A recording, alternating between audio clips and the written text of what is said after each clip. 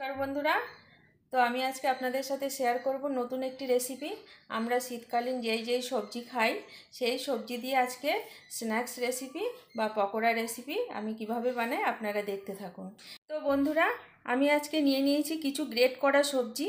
দেখুন, এখানে নিয়ে নিয়েছি আলু, মটরশুঁটি, বিট, বাঁধাকপি, ফুলকপি, গাজর, মূলো আর শিম। এই সমস্ত রকম সবজিগুলোকে আমি গ্রেট করে নিয়েছি। এরপরে নিয়ে নিলাম আমি একটা মিক্সিং বোল, বেশ বড় দেখেই নিয়েছি। এরপরে সবজিগুলোকে সব আমি এর ভিতরে দিয়ে দেবো। এর ভিতরে দিয়ে কিছুক্ষণ সময় আমি নুন মাখিয়ে রেখে দেবো, যাতে সবজির পর্যাপ্ত পরিমাণে জলটা বেরিয়ে যায়। সব সবজিগুলো আমার বাটিতে নেওয়া হয়ে গেছে। এরপরে এখানে দিয়ে দেবো 1 চামচ নুন।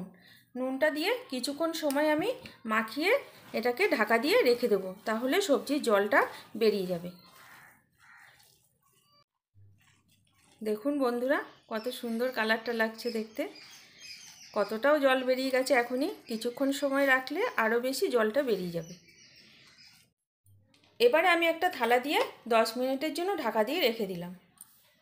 কিছুক্ষণ পর আমি ঢাকাটাকে তুলে নিলাম। এবারে সবজিগুলো ভালো করে এইভাবে জলগুলো ঝরিয়ে ঝরিয়ে নিয়ে নিতে হবে। এটা থালাতে তুলে নিচ্ছি। দেখুন বন্ধুরা, কতটা জল হয়েছে সবজির।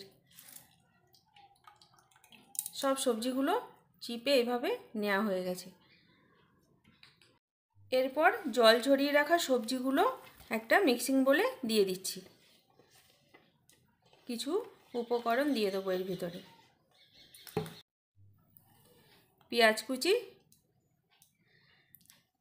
লঙ্কা কুচি, ধনেপাতা কুচি আর আদা রসুন বাটা।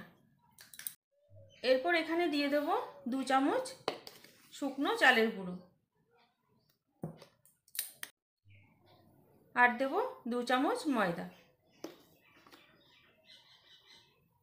দিয়ে দেব হাফ চা চামচ গোলমরিচের গুঁড়ো। দিয়ে দেব স্বাদ মতো নুন। যেহেতু নুনটা প্রথমে একটু দেওয়া ছিল, নুনটা অল্প করেই দিয়েছি। আর দেব হাফ চা চামচ লঙ্কা গুঁড়ো। ঝালটা আপনাদের পরিমাণ মতো আপনারা বাড়িয়ে বা কমিয়ে দেবেন। আর দিয়ে দিচ্ছি এখানটায় ধনে আর জিরের গুঁড়ো একসঙ্গে। যেহেতু স্ন্যাক্স হবে আমি হলুদটা দিলাম না, আপনারা চাইলে দিতে পারেন।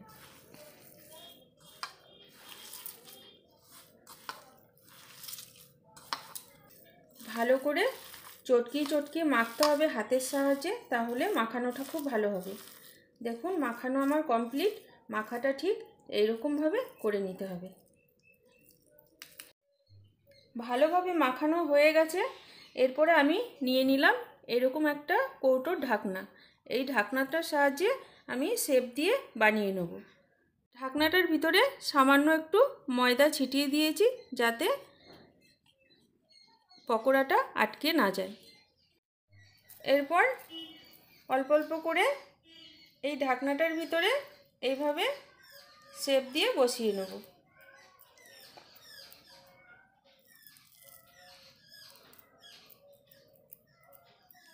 দেখুন বন্ধুরা, বানানো হয়ে গেছে একটা। এইভাবে আপনারাও তৈরি করে নেবেন। এবারে আমি একটা থালাতে ঢেলে নেব।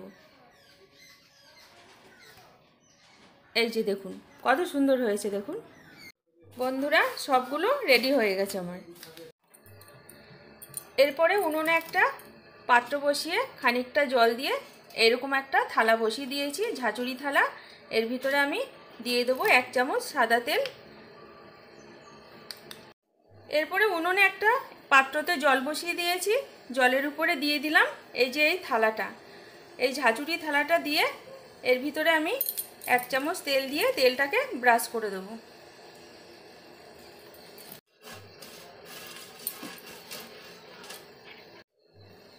এরপর ভেজিটেবিলগুলো দিয়ে দেবো। সবগুলো আস্তে আস্তে সুন্দর করে বসিয়ে দেবো। এই ভেজিটেবিল রেসিপিটা এত সুন্দর খেতে হয় না, বেশি না, 10 মিনিটের ব্যাপার। আপনারা একবার বাড়িতে তৈরি করে দেখবেন, অসাধারণ খেতে।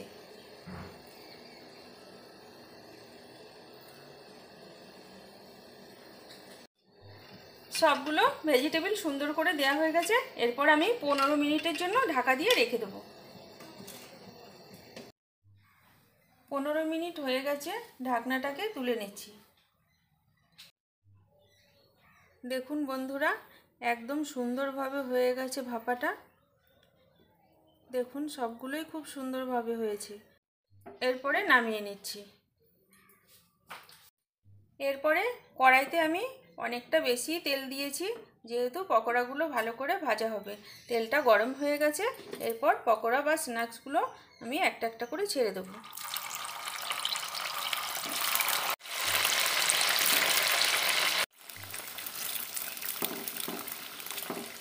সবগুলো পকোড়া একবারই দিয়ে দিয়েছি, যেহেতু কড়াইটা একটু বড়, তেলটাও অনেকটা দিয়েছি। সবগুলো একসাথেই দিয়ে দিয়েছি। ভালো করে কম আঁচ করে লো টু মিডিয়াম ফ্লেমে ভেজে নেব। এরপরে ভালো করে উল্টে পাল্টে ভেজে নিতে হবে। এই পকোড়াটা সকালে বিকালে মুড়ির সাথে খান আর ভাতের সাথেই খান, একদম জমে যাবে। এটা টিফিনেও খেতে পারবেন বা নাস্তাতেও খেতে পারবেন। পকোড়াগুলো একদিকটা ভাজা হয়ে গেছে, উল্টে দিচ্ছি। এটা যত মুচমুচে হবে খেতে, ততই কিন্তু ভালো হবে। ব্যাস, আর কি, উল্টে পাল্টে ভালো করে ভেজে নিয়ে তুলে নিচ্ছি।